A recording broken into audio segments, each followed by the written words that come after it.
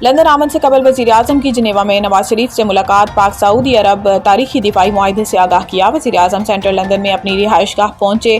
وہ لندن میں قیام کے دوران برطانوی حکام اور پاکستان بزنس کمیونٹی سے ملاقات کریں گے، جبکہ ہفتے کے روز اوورسیز پاکستانیز فاؤنڈیشن کی تقریب سے خطاب کریں گے۔ اس سے پہلے وہ کچھ دیر سوئٹزرلینڈ کے شہر جنیوا رکے تھے اور وہاں سابق وزیر اعظم نواز شریف کی عیادت کی تھی۔ ذرائع کے مطابق انہوں نے پاک سعودی عرب تاریخی دفاعی معاہدے کی تفصیلات سے بھی نواز شریف کو آگاہ کیا۔ نواز شریف علاج کے لیے ان دنوں جنیوا میں ہیں، تاہم ان کا آئندہ چند روز میں لندن آنے کا امکان ہے۔ قریبی ذرائع کے مطابق شہباز شریف کے ساتھ وفاقی وزراء اسحاق ڈار، خواجہ آصف اور عطا تارڑ بھی لندن پہنچے ہیں۔ وزیر اعظم برطانیہ کا دورہ مکمل کرنے کے بعد امریکہ جائیں گے، جہاں ان کی امریکی صدر ڈونلڈ ٹرمپ سے ملاقات کا امکان ہے۔